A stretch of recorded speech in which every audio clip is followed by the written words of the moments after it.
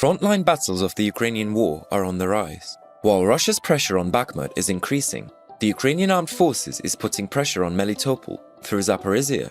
Especially in Melitopol, there is a serious partisan activity. The basis of the recent operations of the Ukrainian armed forces comes from partisan movements. While similar movements are seen on the Bakhmut front, Melitopol and Kherson seem to be the center of partisan mobilization at the moment. Today's news, we know that the Russians carried out an attack yesterday along the streets of Sotneva and Tinista. There is indeed fighting going on here, which is not surprising because, as we said before, this is where the Ukrainians set up their defensive lines. However, it is seen that the Ukrainian armed forces has a solid and strategic defense in the tactical areas.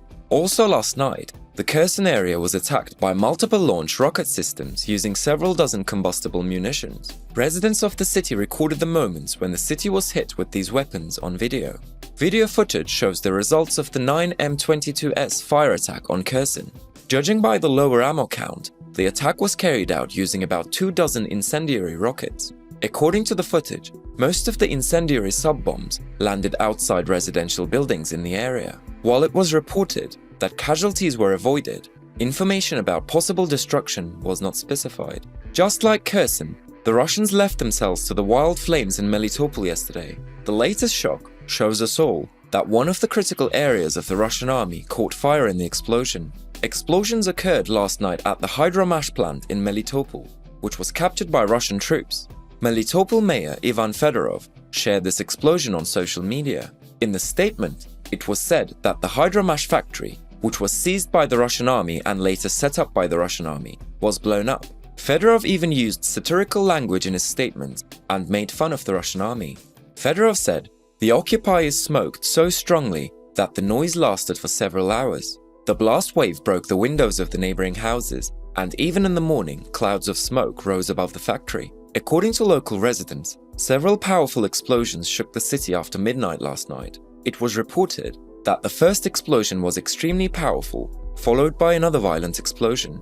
As evidence, residents of Melitopol and its environs posted photos of the explosions on social media. In the photos taken by locals, you can see the results of the explosion that took place in the city. It seems that there was a very strong fire at the scene, and in one of the pictures, you can see traces of a second explosion, but there is no clear explanation from the city and regional authorities yet. Melitopol is very important for both sides of the war right now, but before, the Ukrainian armed forces attacked here using HIMARS missile systems. The current situation of the explosions in the city has not yet been disclosed, and the nature of the destruction and damage caused by such explosions is also unknown. Melitopol will be another point that will unlock this war after Kherson, because we know that the door of Crimea, which is considered the heart of the war, passes through Kherson and Melitopol. This lock has been partially unlocked by Kherson. If it is broken now in Melitopol, it will mean that the Russian army is completely destroyed in the Crimea. We see that the lines of defense of Ukraine stretches along the residential zone and industrial zones. Although the news from the southern regions of Ukraine indicated that there were great conflicts, this situation still did not change. While all these attacks continue, it is also reported that Russian forces continue to deplete their missile arsenal, but will continue to threaten Ukraine's critical infrastructure and civilians on a large scale in the near future. On January 6th, Ukrainian Defense Minister Oleksiy Reznikov released an infographic detailing that Russian forces have exhausted roughly 81% of strategic missile stockpiles and 19% of tactical missile stockpiles. Reznikov reportedly has the rest of the pre-war and post-invasion production stocks of the Russian forces. The Russian Ministry of Defense stated that sea-based Kalibr missiles were never run out, while launching a massive series of missile strikes on December 29, 2022. Russian forces last used sea-based Kalibr missiles in Ukraine during the 9th large-scale missile strikes against Ukrainian infrastructure on the 16th of December. Although the Russian military's tactical missile stock is less spent, the S-300 and 3M55 Onyx missiles are less sensitive systems than the Russian strategic missiles. Therefore, Russian forces may not have used these systems extensively in large-scale missile strikes against Ukrainian critical points. Compared with the pre-war stockpile of the Russian army, Russia's strategic missile production since the start of the invasion of Ukraine highlights that Russia has not mobilized its military industry to support Russian military operations in Ukraine. A country normally increases its production of missiles, rockets and other weapon systems and ammunition before entering a major war. and normally prepare its military industry for war when war begins. Russia did neither. Putin's failure to mobilize Russian industry to support the Russian war effort in Ukraine may have stemmed from fears that further economic cuts could lead to further domestic discontent in Russia because Western sanctions placed significant restrictions on Russian military industry, or due to the natural limitations of Russian industry and military industry, or some combination of these two factors. The current level of Russian military depletion of strategic missile systems may limit how often and on what scale Russian forces will launch large-scale missile strikes in Ukraine in the future, but Russian forces will be able to continue large-scale operations against Ukrainian infrastructure in the near future, and this threatens the lives of Ukrainian civilians. But whether they can stop the operations of the Ukrainian armed forces is unknown. Considering the progress of the war, the Russian army's attack on Ukrainian infrastructures does not undermine the operational strength of the Ukrainian armed forces. NATO has issued a critical latest stated update regarding the war.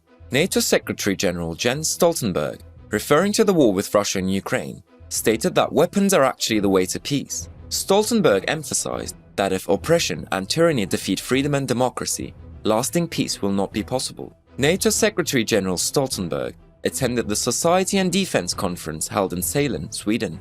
In his speech, Stoltenberg announced that he last attended the conference in 2018, stating that Sweden and Finland are on the way to join NATO. Stoltenberg reminded that Russia committed atrocities in Grozny, invaded Georgia, and bombed Aleppo. NATO Secretary General also stated that the war in Ukraine started with Russia's annexation of Crimea in 2014, not in February last year. We know that after Russia's invasion of Ukraine, NATO achieved its defense plans and increased the alert level and number of its forces. But we are also aware that all this is not enough to turn the course of the Ukrainian war in favor of the Kiev army.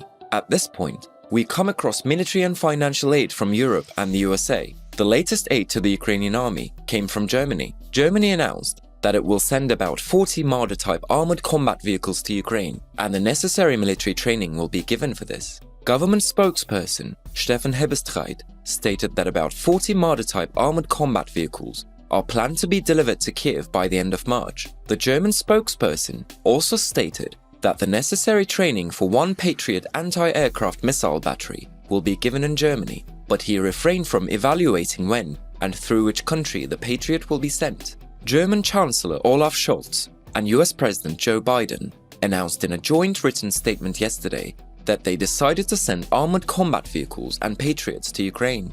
French President Emmanuel Macron also announced yesterday that his country will send light tanks to Ukraine. The arrival of such military aid in Ukraine is one of the most important factors in changing the course of the war. We hope that these aids will reach the Kiev army in time.